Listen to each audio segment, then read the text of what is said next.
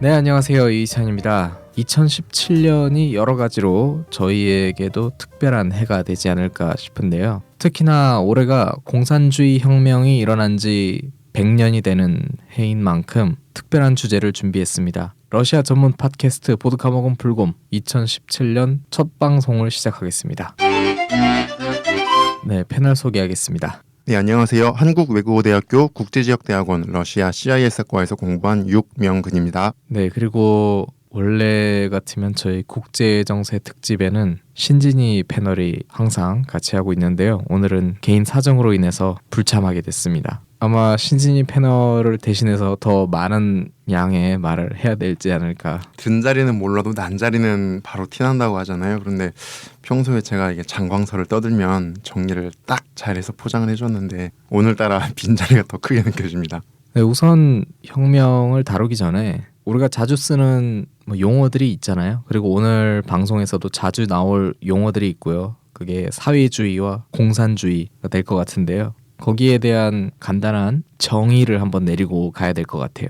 예, 사회주의와 공산주의라는 개념이 어떻게 보면 굉장히 명확히 구분이 되는 것들임에도 불구하고 한국 사회에 있는 흔히 말하는 레드 컴플렉스나 이러한 것들에 대해서 언급하는 것이 약간 조심스럽기도 하고 많이 접하지 않은 것들이기 때문에 상당히 낯설고 그 개념이 모호하게 자리 잡혀 있는데요. 많은 사람들의 머릿속에 방송에 앞서 말씀드리지만 저는 자유민주주의와 자본주의를 사랑하는 대한민국 국민임을 말씀드리면서 그 학문 이념으로서 바라봐 주시길 바라겠습니다. 먼저 사회주의는 사회주의자들의 주장에 따르면 자본주의와 공산주의의 중간 단계의 개념입니다. 사회주의에서는 능력만큼 일하고 그 결과만큼 가져간다고 짧게 말을 할 수가 있겠는데요. 개인이 독점했던 생산수단, 그 자본주의 단계에서는 어떤 생산수단, 공장이나 기계 같은 그런 생산수단을 개인이 가지고 있잖아요. 그렇죠. 그런 것들을 국가가 가지든 어떤 사회의 그 소유권을 맡기든 사회화시켜서 균등한 기회를 제공한다는 것입니다. 하지만 분배는 어느 정도 차이가 있게 나간다는 것이고요. 흔히 말하는 사회주의자들은 이제 그 자본주의가 아주 고도로 발달해서 노동권의 침해나 빈부격차가 심해진다든지 그런 자본주의의 부작용이 아주 극에 달했을 때 노동자들을 중심으로 해서 그 노동자들이 자본주의를 파괴하고 그 사회주의 혁명을 일으킬 거라고 말을 했습니다. 그리고 공산주의란 거는 바로 이 사회주의의 진화 단계이고요. 다시 말해서 자본주의가 사회주의로 진화한 다음에 생산력이 매우 높아진 상태에서 사유재산이나 빈부격차를 아예 부정해버리는 겁니다. 다시 말해서 능력만큼 일하고 필요한 만큼 가져가는 유토피아적인 그런 사회였던 거죠. 그러니까 사회주의에서는 자기 재산이나 이런 것들은 어느 정도 인정받을 수 있는데 공산주의에서는 아예 그런 것들을 다 부정해버린다. 어떻게 보면 천사들만 있다면 공산주의가 정말 아름다운 세상을 만들어 나가는데 능력만큼 일하고 필요한 만큼 가져간다면 욕심을 부리지 않고 모두가 다 열심히 일을 해야겠죠. 그 전제 조건이 있어야겠지만 지금은 우리가 이게 불가능하다는 걸 알고 있지만 19세기 당시에 어떻게 보면 소련이 인류를 대신해서 이런 전 인류적인 실험을 했다고도 볼 수 있는데 이걸 해보기 전에는 누구도 알 수 없었겠죠. 이게 가능할지 불가능할지는. 그렇다면 제정 러시아는 자본주의를 제대로 맛보지 못한 상태에서 사회주의로 넘어간 거 아니에요? 사회주의로 넘어가지 않았기 때문에 자본주의 상태라고는 할 수 있었지만 서유럽과 비교했을 때 자본주의가 그렇게 고도로 발달한 국가는 아니었습니다. 그러니까 자본주의가 발달하기 전에 이 사람들은 어차피 자본주의가 발달하면 사회주의로 넘어갈 거기 때문에 우리는 이 자본주의 고도화 과정을 뛰어넘고 사회주의로 가자 이런 거였나요? 그런 주장도 있었습니다. 초기에는요. 그렇다면 이 사회주의를 향한 움직임은 언제부터 시작된다라고 볼 수 있을까요? 사회주의 혁명은 1917년에 이제 일어났지만 사실 그 혁명이 있기 전에 역사의 배경은 이미 100년 이상 위로 올라간다고 볼 수가 있습니다. 18세기에 표트르 대제가 서구화를 추진을 하면서 러시아는 유럽의 후발주자로 이제 국제사회의 경쟁에 본격적으로 뛰어들었는데요. 네. 주로 경제력도 경제력이지만 군사력을 중심으로 많이 발전을 했습니다. 그리고 이제 불과 100년 만에 19세기에 전 유럽을 정복했던 나폴레옹을 꺾으면서 이제 유럽의 슈퍼파워가 된 거죠. 한마디로 프랑스 나폴레옹 전쟁이 끝나고 영국과 러시아가 그 유럽을 양분하는 그런 구조가 되었는데, 또 특히 러시아가 그 나폴레옹 전쟁 이후에 유럽의 자유주의 사상이 만연하면서 이제 전제 정권에 대한 비판과 그 전제 정권 전복을 많이 시도하는 걸 목격을 하고, 제정 러시아는 아무리 똑같은 전제 국가이기 때문에 그런 것들을 막으려고 유럽의 헌병 같은 역할, 특히 전제군주 국가들을 많이 지원을 하게 됩니다. 그러면서 어떻게 보면 초반에는 굉장히 인기를 얻었어요, 유럽 내에서. 그런데 이게 너무 과하게 개입을 하다 보니까 점차 유럽에서 반감을 가지게 되고, 사실 러시아 같은 경우에는 지금 우리가 봤을 때 러시아는 강대국이지만 불과 한 200년 전까지만 해도 유럽 국가들은 러시아를 유럽으로 인정하지 않았지만, 나폴레옹 전쟁에서 한번 확 뜬 다음에 갑자기 누가 빨리 커버리니까 견제가 들어가기 시작했습니다. 그 이후에 러시아 정부는 점점 수구화되어 갔습니다. 왜냐하면 100년 만에 자기들이 엄청나게 빠른 성장을 보였잖아요. 여기에서 우리의 성공 방식이 옳았다는 생각에 빠져서 과거의 성공 방식을 계속 답습하게 됐습니다. 그렇다 보니까 유럽은 그 사이에 19세기 중반, 후반을 통해서 농노제를 폐지하고 자유주의, 또 입헌군주제 같이 여러 가지 사회 제도를 시험을 하면서 굉장히 빠른 진보를 했는데, 러시아의 제도는 그대로 멈춰버린 거예요. 100년 넘게. 그렇다 보니까 지도층은 점점 자신의 배만 불리는 수구적 성격을 보이게 됐습니다. 또 러시아는 잘 아시다시피 국가 영토가 굉장히 넓잖아요. 너무 여기저기 이 나라 저 나라의 문제에 불필요하게 개입을 많이 하게 된 거예요. 한마디로 러시아의 덩치는 엄청나게 커졌지만 실상 그 체력은 굉장히 그 엄청난 덩치를 유지하기에는 부족한 상황에 이르렀습니다.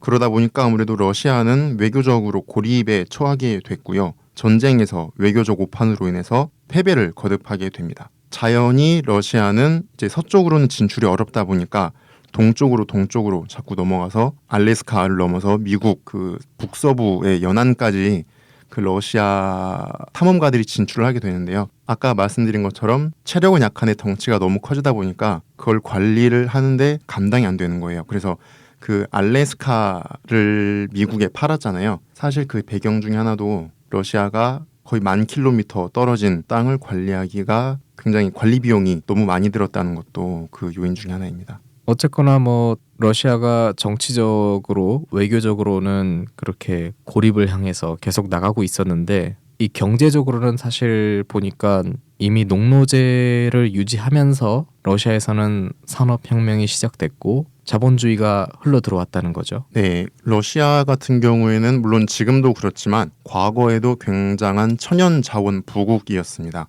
그래서 사실 가진 그 잠재력은 굉장히 컸고요. 농노제가 있음에도 불구하고 산업화를 시작을 했고 1861년에 농노제가 폐지된 다음 그쯤부터는 거의 러시아 산업이 수십 년간 엄청나게 빠르게 성장을 해서 광업, 에너지, 곡물 생산 같은 분야에서는 세계에서 수위를 차지하는, 어떻게 보면 지금이나 그때나 잘하는 산업이 똑같죠, 러시아는. 그런데 이 농노제를 유지하면서 자본주의를 키워왔다라는 게 신기하네요. 이게 러시아가 유럽의 많은 국가들과 차이가 나는 점 중에 하나인데, 제 생각에는 그게 가능했던 이유 중에 하나가 1830년에 이제 산업화가 처음 시작할 때에는 물론 농노가 많았지만 이제 산업화 초기에는 그 일자리가 그렇게 많지 않았기 때문에 노동자도 그렇게 많이 필요하지 않았고, 또 그 배경 중에는 유럽에서 가장 인구가 많은 나라 중에 하나였기 때문에 산업화 초기에는 아마 농노제가 유지돼도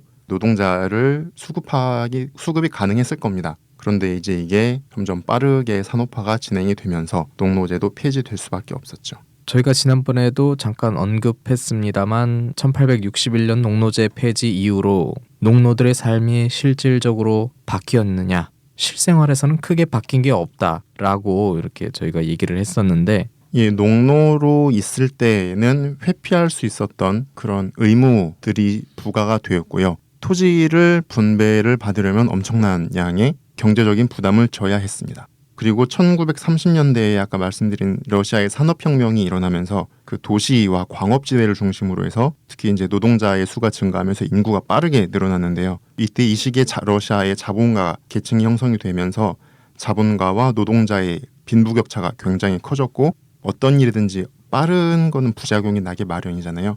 노동자의 수가 급격하게 증가하면서 또 인구의 수가 빠르게 증가하면서 예상치 못했던 사회 문제와 그 노동권의 침해가 많이 발생했습니다. 자본가와 노동자 사이에 뭐 다양한 마찰이 생기기 시작한 거죠. 예, 뭐 지금 같은 노동권의 개념이 생소하던 시절이기 때문에요. 또 특히나 그 계급 사회였기 때문에 지금으로선 상상할 수 없는 그런 침해들이 많이 있었을 겁니다.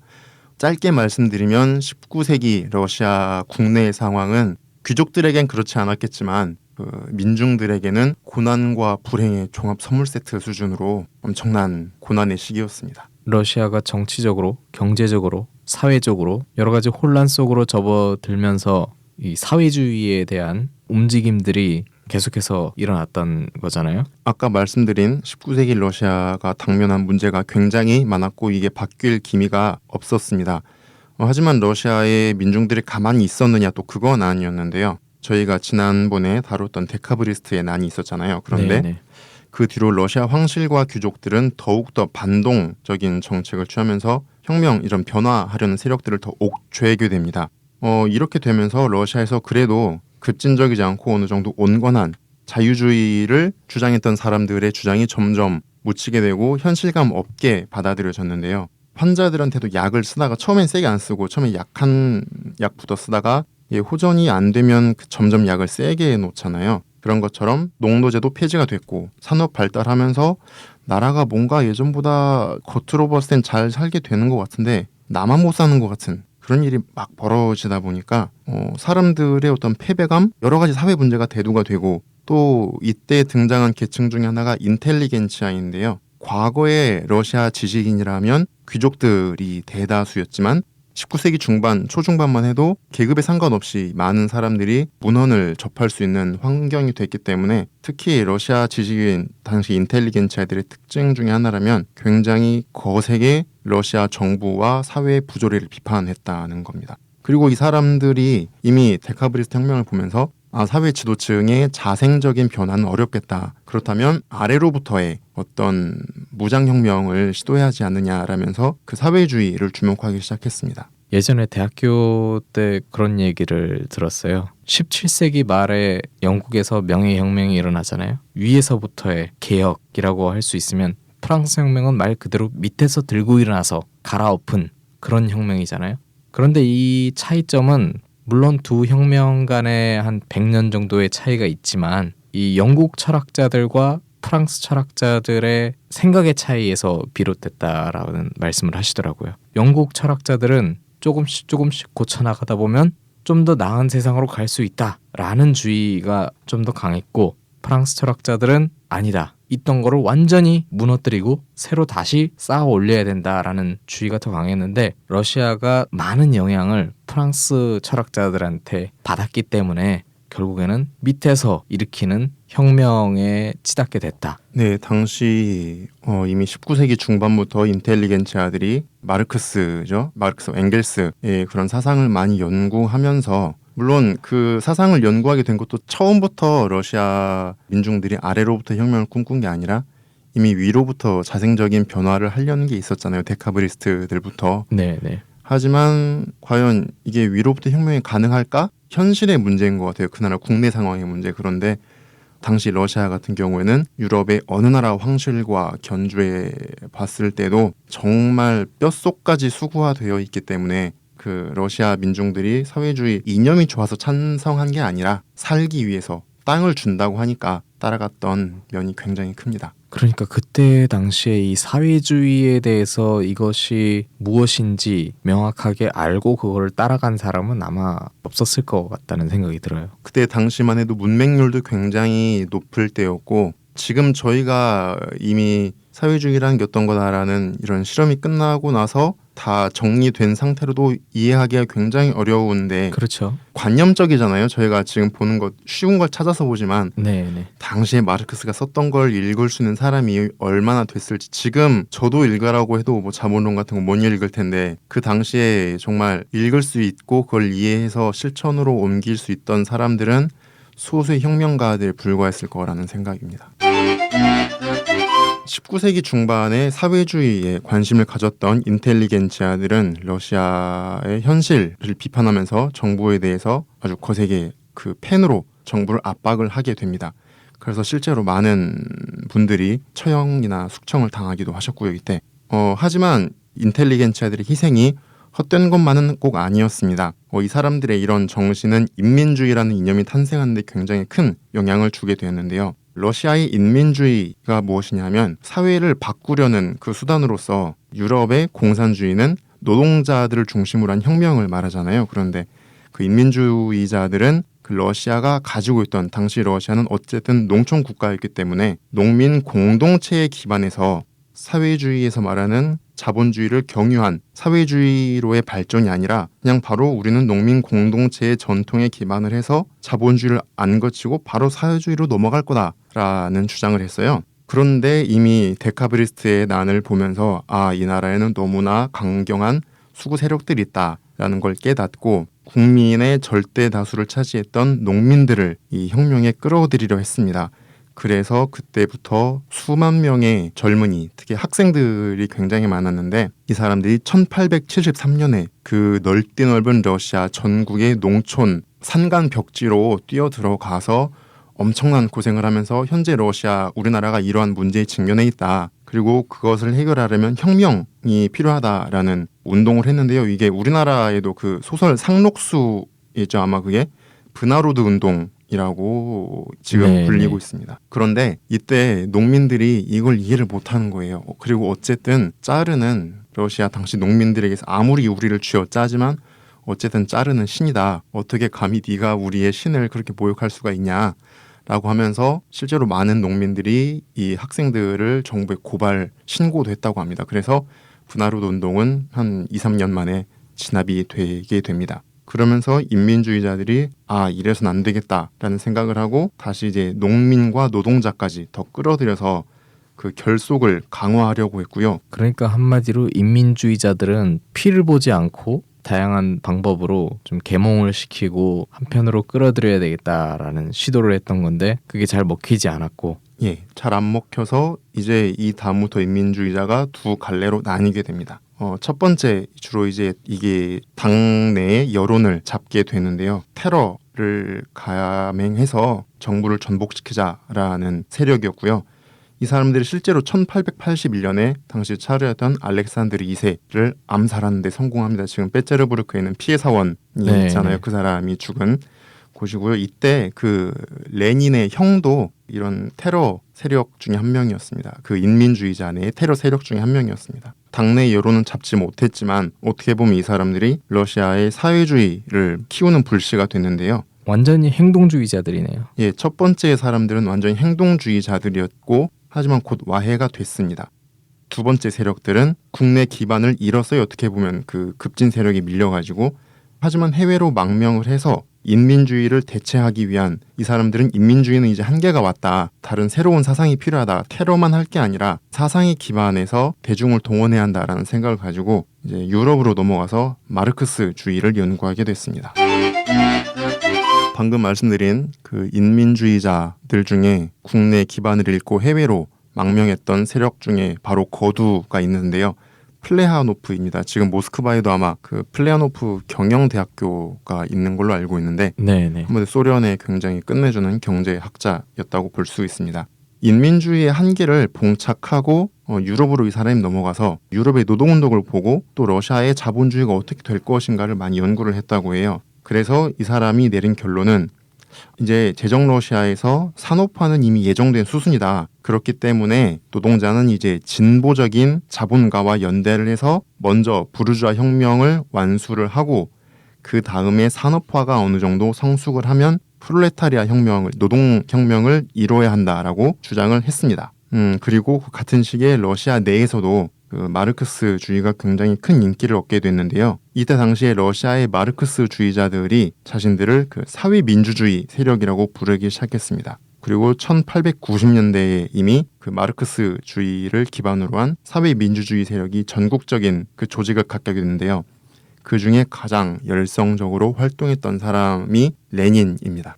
우리가 레닌 뭐 이름은 많이 부르지만 사실 또 잘 모르지 않습니까? 근데 본격적으로 이 레닌이라는 사람이 러시아에서 사회주의 혁명을 위해서 작업을 하기 시작한 시점이 언제라고 볼 수 있을까요? 이제 19세기 말로 볼 수가 있는데요. 이미 19세기 말에 러시아의 산업은 굉장히 나름대로 발전을 해서 아까 말씀드린 광업이나 에너지 산업, 곡물 생산, 농업 분야에서 굉장히 엄청난 양의 생산량을 자랑하게 됩니다. 그런데 이게 결코 어떤 기술이 높아서가 아니라 많이 때려박아서 투입 대비 생산량이 많은 그런 상황이었는데요.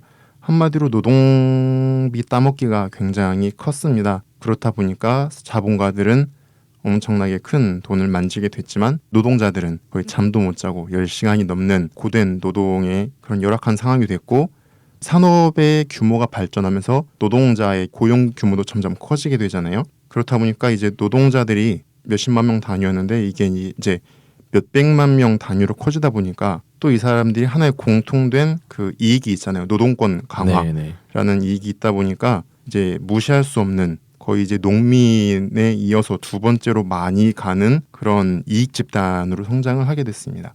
여기에 또 이제 사회주의자들이 노동자들이 이렇게 많이 늘어난 걸 보고 이제 러시아에서도 어느 정도 사회주의를 일으킬 수 있는 기본적인 조건은 갖춰졌다라고 생각했겠죠. 그래서 말씀하신 것처럼 이제는 조직화된 그런 세력이 만들어지기 시작했을 것 같아요. 네, 이제 1896년 아까 말씀드린 레닌을 포함한 이 사회민주주의 세력이 이제 노동운동을 체계화하기 시작합니다. 과거의 노동자들이 이제 자신들이 뭐가 마음에 안 든다라고 해서 단순히 일으켰던 노동운동을 점차 조직화해서 이제 구체적인 요구사항을 전달하고 뭔가를 얻어내기 시작을 했는데요. 그 결과 이제 1898년에는 러시아 사회민주노동당, 이제 사회민주당이라고도 하는데 이 사회민주당을 창당을 하게 됩니다. 그리고 20세기 초반에 그 세계적인 경제 위기가 오면서 러시아 경제를 휘청거리게 만들어요. 경제가 빨리 성장하면서 고용 규모가 늘어나는데 갑자기 경제 위기를 맞으면 예상치 못하게 실업자들이 확 늘어나잖아요. 그렇죠. 자연히 이러한 불만은 정부와 사회로 향하게 됐습니다. 그리고 이건 어떻게 보면 사회민주당에게는 굉장히 큰 기회였죠. 그런데 이제 그 사회민주당 내에서도 방법론의 차이로 또 분열을 하게 된단 말이죠. 네, 그 사회민주당 안에서 레닌은 굉장히 주도적인 역할을 했지만 그렇다고 해서 모든 세력을 압도할 정도는 아니었어요, 처음에는. 그런데 이제 1903년에 레닌이 제대로 사회주의 혁명, 전제정치와 계급제 폐지, 또 노동자의 권리를 보장하고 노동자들에 의한 정치 권력 창출, 또 소수민족 자치 인정 같이 흔히 말하는 대중들이 보기에 너무나 달콤한 것들을 거의 다 때려박아서 당의 강령으로 만들어버립니다. 그랬는데 여기에서 이제 사회민주당의 분열이 일어납니다. 볼셰비키와 맨셰비키로 나뉘는데요. 볼셰비키는 레닌과 같이 그 러시아 내에 있던 급진 혁명가들이 지지했던 세력인데요. 볼셰비키라는 게 러시아로 다수파라는 걸 의미합니다. 볼셰비키들은 당원의 수가 많은 것보다 굉장히 엄격한 조건을 두고 투쟁 사상이 강한 소수의 당원의 중요성을 강조를 했고요. 그리고 부르주아를 적으로 상정했습니다. 그래서 혁명을 일으키되 이 혁명은 오로지 당이 지도하고 노동자와 농민이 이에 연대해야 된다라고 주장했고 토지를 모두 국유화해야 된다라고 말했습니다. 하지만 맨셰비키들 같은 경우에는 맨셰비키는 러시아로 소수파라는 의미고 외국에 있던 이제 러시아의 망명 혁명가들이나 경제학자들이 많이 지지를 했는데요. 그 당원이 되기 위한 조건을 어느 정도 완화했어요. 꼭 당원이 아니더라도 그 당의 지침에 동조를 하면 당원으로 인정할 수 있다. 혁명 세력으로 간주할 수 있다라고 말을 했고 여기는 또 반대로 농민을 혁명 세력에서 배제하려고 했습니다. 대신에 부르주아 중에 진보적인 부르주아와 노동자를 중심으로 한 혁명을 말했습니다. 또 다른 차이점 중에 하나는 소장농들, 이제 볼셰비키 같은 경우에는 모든 토지를 국유화해야 된다라고 했는데 그 맨셰비키들은 토지 소유권, 그 소장농의 토지 소유권은 인정을 해야 된다고 주장했습니다. 그런데 왜 맨셰비키는 사회주의 혁명에서 농민들을 제외했을까요? 그 당시에 그 맨셰비키들은 농민들을 농노제의 산물이라고 생각했습니다. 한마디로 수백 년 동안 이어져 온 농노제의 폐해로 인해서 새로운 시대의 혁명에 가담할 역량이 없는 집단으로 보았고요. 혁명에 있어서도 물론 노동자도 참여하지만 어쨌든 그 주도 세력은 진보적 부르주아가 되어야 된다고 말했습니다. 다르게 말하자면 맨셰비키들은 당시 러시아의 현실을 많이 감안한 변화를 추구했다고 말할 수 있겠습니다. 그때 당시 노동자들이라고 하면 그 노동자들이 대부분 농민 출신이 아닌가요? 예, 맞습니다. 거의 다가 농민 출신이었습니다. 그렇죠. 그러면은 사실상 이 노동자들도 정신적으로는 농노제의 그 트라우마에서 벗어나지 못한 사람들이기 때문에 사회주의 혁명에 어울리는 사람들은 아니네요. 네, 그렇지만 그 부르주아만으로는 혁명을 이룰 수가 없었고 어쨌든 그거를 받쳐줄 만한 다수의 세력이 필요한데 그래도 농민들보다는 도시와 공장에서 생활하면서 또 이제 농민들과 노동자들의 가장 큰 차이점 중에 하나가 노동자들은 수십 명, 수백 명이 굉장히 좁은 공간에 모여서 일을 하면서 끈끈한 그런 관계를 맺게 되잖아요. 한마디로 단체 운동, 단체 행동을 조직하고 동원하는데 네네. 농민들보다 굉장히 유리하다는 그런 또 특징이 있습니다. 농민들은 밭을 가려면은 저기 멀리 나가야 되고 또 러시아가 같이 일을 하지 않고 막 혼자 개인 행동하잖아요. 또 러시아가 좋고야 말이죠, 이게. 사회민주당에 이어서 과거 알렉산드르 2세를 암살했던 그 인민주의자들의 후계자인 그 사회혁명당이 등장을 하게 됐습니다.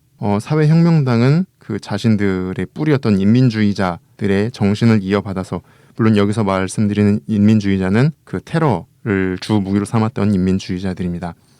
이 사람들은 황실, 귀족, 부르주아를 전체 모두 다 적으로 상정을 했고요. 또 다시 한번 테러를 사용했습니다. 그런데 이 사람들은 이미 그 인민주의자들이 19세기에 분화로드 운동을 했잖아요. 그런 것처럼 농민들 또 농민 공동체의 중요성을 굉장히 강조했고 사회주의 혁명을 한 다음에 사유지를 다 몰수해서 그 공동체를 통해서 사회가 함께 관리해야 된다라고 주장을 했습니다. 그래서 결과적으로 그 사회혁명당은 농민들의 굉장히 큰 지지를 받게 됐습니다. 그러면서 보니까 1904년 5년에 러일 전쟁을 치르던 와중에 피해 일요일이라는 사건이 일어나요. 네, 러일 전쟁이 한창 중이었던 1905년 1월이었는데요. 당시 제정 러시아의 수도였던 상트페테르부르크에서 그 노동자들이 파업을 하게 됩니다. 그러면서 이 사람들이 황제에게 물론 어떤 적대감을 가지지 않고 평화적인 시위를 하게 됩니다. 우리들이 이러이러이러한 문제가 있으니 뭐 어떻게 요구를 해주시오라는 평화 시위를 준비를 했는데요. 정부군이 여기에 발포를 해버렸습니다. 그래서 대규모 유혈 사태가 발생했는데요. 이미 19세기부터 거의 100년 가까이 적체돼 왔던 불만들이 여기에서 팍 터져버린 겁니다. 한마디로 믿었던 차르한테 지금까지 우리가 너무 힘들어도 참았는데 우리한테 총을 쏘다니. 그래서 상트페테르부르크에서 시작했던 파업이 전국적으로 거의 전 산업계로 확산이 돼버렸고요. 지식인들 같은 경우에는 여기에 동조를 하면서 조합을 만들고 정치적 행동을 했습니다. 또 이때다 싶어서 당시에 불만을 가지고 있던 농민들이나 또 그 제정 러시아 내에서 탄압받던 소수민족들 다 같이 들고 일어나게 됐거든요. 그리고 이제 1905년 12월에는 사회민주당 볼셰비키들이 주도를 해서 모스크바 내 그 무장봉기를 조직하게 됩니다. 그런데 사실 이 무장봉기가 정부군에 의해서 굉장히 잔인하게 진압이 당해요. 그러면서 1905년에 이 혁명은 마무리가 됐습니다. 하지만 어떻게 보면 정부가 이건 너무 먼저 잘못을 했고 이러한 일을 처음 당해봤기 때문에 상당히 많은 양보를 하게 되는데요. 그중에 주요 쟁점 중에 하나가 지금 그 러시아 연방 하원을 두마라고 하잖아요. 그 두마가 설립됩니다. 물론 지금처럼 무슨 국회의원들이라기보다는 귀족이나 상인, 노동자, 농민 같이 그 사회 각계각층의 의견을 듣는 대의제 기구인 두마를 만들게 되고요.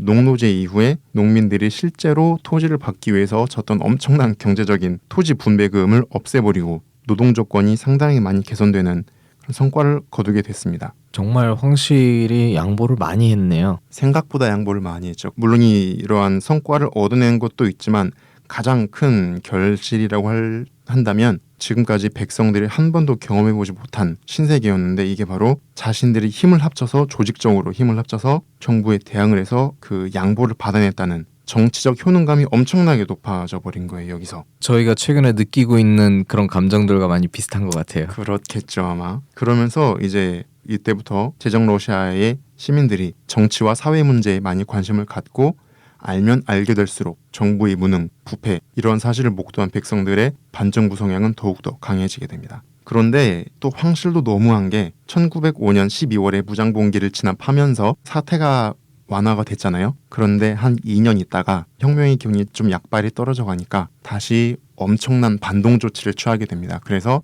이때 뭐 당을 구분할 거 없이 사회주의 세력들이 굉장히 큰 피해를 보고 그 당의 세력이 많이 위축됩니다. 그리고 노동운동도 굉장히 탄압을 많이 받아서 불만은 쌓여갔지만 겉으로는 표출할 수 없는 그런 시기가 거의 한 5, 6년 이어지게 됩니다. 네, 어쨌거나 러시아가 국내적으로는 여러 차원에서 격동의 시기를 보내고 있는 동안 갑작스럽게 1차 세계대전이 일어나게 됩니다. 이것도 어떻게 보면 그 19세기 제정 러시아의 유산이라고 볼 수가 있겠는데요. 가지 많은 나무 바람 잘 날 없다고 하잖아요. 19세기에 제정 러시아가 너무 세계 여러 나라의 많은 문제에 개입을 해놨습니다. 그 중에 하나가 발칸반도였는데요. 당시에 그 이슬람 오스만 투르크죠. 이슬람 세력에 굉장히 큰 영향을 받고 있던 이 지역의 정교의 국가와 슬라브계 민족을 보호하겠다는 명분으로 제정 러시아가 굉장히 큰 영향력을 행사를 했습니다. 또 그 중에 하나가 바로 세르비아였는데 제정 러시아는 세르비아의 보호국을 자청하고 있었어요. 1914년 이제 사라예보에서 오스트리아 황태자 부부가 암살을 당했는데 이제 오스트리아에서는 이거를 세르비아가 발칸반도 내에서 어떤 굉장히 큰 범슬라브계 국가를 형성하기 위해서 이런 조치를 취했다라고 그게 실제인지 그렇게 프레임을 씌웠는지 모르겠는데 그렇게 단정을 내리고 네, 어쨌거나 그게 명분이 됐죠. 예, 그래서 이제 세르비아에 선전포고를 하게 됩니다. 그렇게 되면서 러시아는 지금 안 그래도 힘들어 죽겠는데 이미 우리가 보호국을 자처하고 있었고 또 대국의 체면의 차원에서 우리가 보호국으로 지금까지 영향도만 행사하고 있었는데 치겠다고 하니까 자연적으로 이 문제에 개입을 할 수밖에 없었습니다. 오스트리아는 독일이 뒤를 봐주고 있었고 그러면서 자연적으로 세계 대전이 된 거죠. 네, 당시에 러시아는 이제 영국, 프랑스와 같이 동맹을 맺고 있었고 독일 같은 경우는 이때 오스트리아가 그 오스트리아 헝가리 제국이었죠. 이곳이랑 이탈리아 합종 연행을 하면서 전쟁을 벌이게 됐습니다. 그렇게 해서 1차 세계대전이 시작되면서 러시아가 그동안 안고 있었던 국내외적인 여러 가지 문제들이 한꺼번에 수면 위로 떠오르게 되는데요. 17년 혁명으로 더 나아가게 되는 계기가 됐던 것 같아요. 예, 한마디로 말해서 1차 세계대전은 제정 러시아의 몰락 또 이제 1917년 혁명의 도화선이라고 할 수가 있는데요. 먼저 수백 년간 누적됐던 러시아의 문제들이 이때 한꺼번에 다 터져나오게 됩니다. 그 명분과 실리도 없이 전쟁에 뛰어들었고요. 또 전쟁일 빨리 끝낼 줄 알았는데 이게 점점 몇 년 동안 길어지다 보니까 이 전쟁을 몇 년간 수행할 만한 돈도 없었고 체력도 없었습니다. 또 여기에 거의 1,000만 명 이상이 동원이 됐거든요. 전쟁에. 그러다 보니까 인적 손실도 엄청나고 국가 경제도 파탄됐습니다. 전쟁 물자가 부족해지다 보니까 황실은 어디 차관을 빌려올 데도 없고 이미 재정난이 너무 심해져서 결국 돈이 나올 때라고는 백성들밖에 없었죠. 그래서 마른 수건도 더 쥐어짠다고 백성들을 더욱 쥐어짰고 이러면서 그 백성들 내에 이런 명분도 없고 실리도 없는 전쟁을 왜 하냐 종전을 요구하고 반정부 정서가 더 커지게 됩니다. 또 여기에 국가기강이 굉장한 문란을 겪게 되는데요. 제정 러시아가 이제 패전을 거듭하다 보니까 그 니콜라이 2세 당시 황제가 직접 총사령관을 맡겠다고 나서게 됩니다. 그러면서 그 수도와 황궁을 비우게 되는데요. 이때 황비의 환심을 산 우리나라에서도 최근에 아주 유명해졌죠.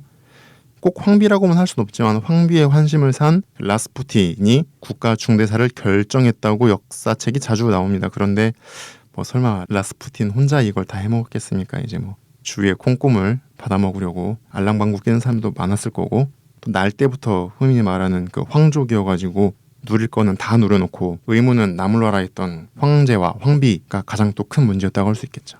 알겠습니다. 뭐 라스푸틴에 대해서 더 이야기하고 싶지만 우리나라의 라스푸틴만 해도 벅차기 때문에 뛰어넘고 계속해서 사회주의 혁명 주제를 이어가겠습니다. 지금 1차 세계대전이 1914년에 일어나서 1918년에 끝이 나잖아요. 사회주의 혁명은 1917년에 일어나게 됩니다. 네, 사실 10월 혁명이 제일 유명하잖아요. 그런데 네, 그렇죠. 그 러시아의 1917년에는 혁명이 두 번 일어나게 됩니다. 2월 혁명과 10월 혁명인데요. 2월 혁명은 제정 러시아를 무너뜨린 혁명이고 10월 혁명이 사회주의 국가를 건설한 레닌의 사회주의 혁명입니다. 1917년 2월에 전쟁이 장기화되고 국민들을 더 쥐어짜다 보니까 식량 공급할 것도 없어진 거예요, 정부가.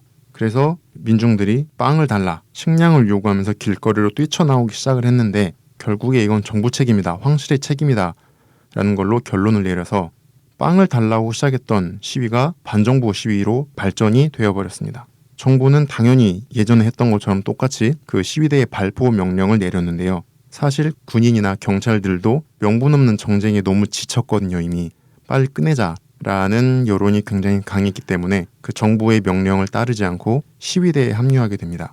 그래서 결국에는 그 시민, 특히 노동자와 그 병사들이 주도를 해서 제정 러시아 문을 닫아버렸고요. 이때 이제 황실이 없어지고 나니까 누군가 생긴 권력의 공백을 메워야 하잖아요. 네. 이때 굉장히 재밌는 또 이중 권력이 나타나게 되는데요. 제정 러시아의 정부를 해산시킨 이 노동자와 병사들의 지지를 받은 맨셰비키가 또 여기서 다시 나옵니다. 맨셰비키와 온건한 사회혁명당 세력들이 소비에트라는 단체를 형성하고요. 또 두마 의원 중에 자유주의자, 자본가, 지주, 어느 정도 좀 돈이 좀 있는 그런 사람들이 임시정부를 구성합니다. 그래서 이 소비에트와 임시정부가 함께 연립정부를 만들게 되는데요. 한마디로 황실이 없어지니까 이 두 기구가 이중 권력을 형성하게 된 거죠.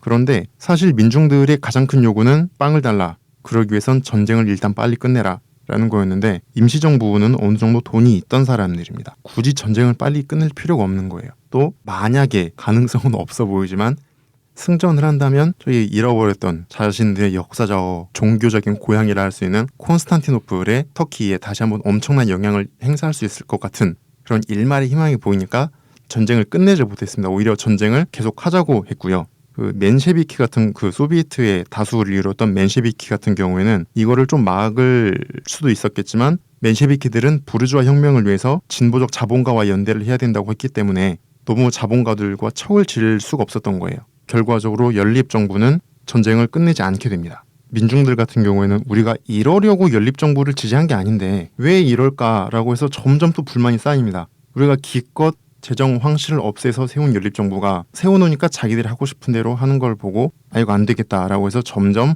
불만이 쌓여갔는데요. 이때 또 다시 레닌이 등장을 하게 됩니다.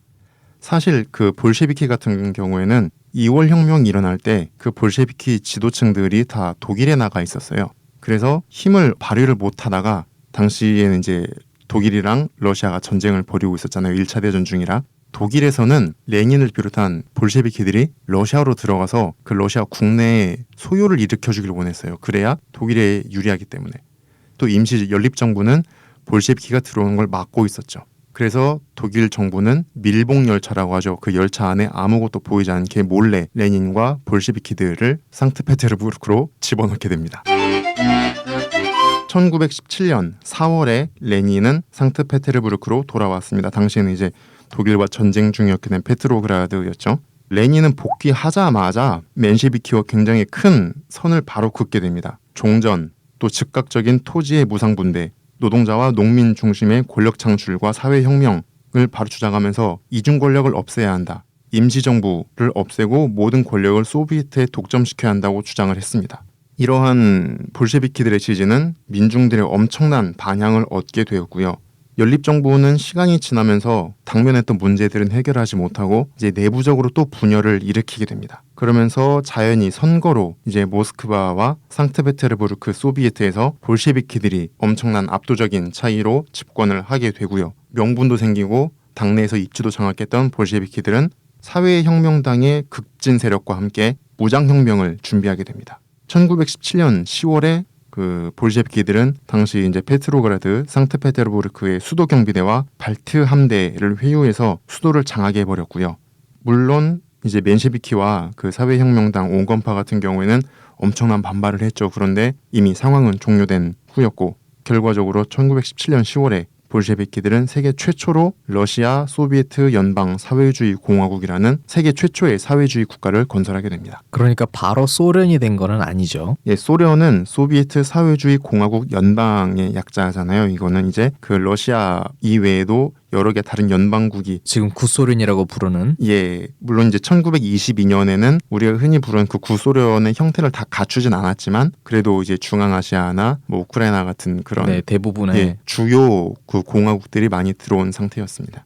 볼셰비키는 집권을 하자마자 남녀, 성이나 민족에 따른 불평등을 폐지했고 신분제도 없앴습니다. 또 토지도 사회화해서 나눠줬고 생산수단도 이제 국유화했습니다. 그러니까 한마디로 민중들이 원했던 요구사항들을 굉장히 많이 빠른 시간 내에 이루긴 했는데요. 레닌은 1차 대전 종전을 주요 목적으로 걸고 대중의 지지를 받았지만 아이러니하게도 사회주의를 지키기 위해서 내전을 치러야 됐습니다. 1917년 볼셰비키가 혁명에 성공했지만 모든 사람들이 여기에 찬성한 건 아니었습니다. 황실과 귀족, 황제를 신처럼 생각했던 군인들, 종교 지도자들, 사회주의는 종교를 부정했기 때문에 또 부르주아, 상인 계급들도 많이 황실의 복귀를 원했고요. 이 사람들은 백군이라는 이름 아래 모이게 됩니다. 레닌은 평소에 군대는 전쟁 때만 필요하다라고 말했지만 이 백군의 수가 생각보다 크고 이들과의 전쟁이 길어지자 어쩔 수 없이 이들을 상대하기 위해서 그 적군이라는 이름으로 또 상비군을 조직하게 됩니다. 또 그 내전에 이기기 위해서 또 다시 한번 민중들의 고혈을 짜내게 됩니다. 전시 공산주의라고 하는데요. 극도의 가혹한 수준의 배급제를 실시를 했고 또 농촌에서는 거의 모든 곡물을 강제로 징발해서 통제를 했습니다. 그렇기 때문에 사실 사회주의 혁명 직후에는 소련 인민들의 삶이나 아니면 제정 러시아 백성들의 삶이 크게 달랐다고 보기는 어렵습니다. 처음에 백군의 기세는 굉장히 컸지만 점점 밀리면서 동쪽으로 이동하게 됩니다. 그래서 이제 이루크츠크, 시베리아에 있는 이루크츠크, 또 극동까지 밀려나게 됐고 결국에는 1922년 적군이 승리를 거두면서 적백 내전은 마무리가 됩니다. 네, 사회주의 혁명을 다루기 위해서 우리가 그 배경부터 사회주의 혁명 이후의 내전까지 다뤄봤는데요. 이거 어렵습니다. 저희가 앞으로는 좀 주기적으로 20세기 소련의 역사를 기회가 되는 대로 다루도록 하겠습니다. 저희는 여기서 마무리를 하겠습니다. 다음 주 저희는 새로운 소식으로 다시 인사드리겠습니다. 감사합니다. 감사합니다.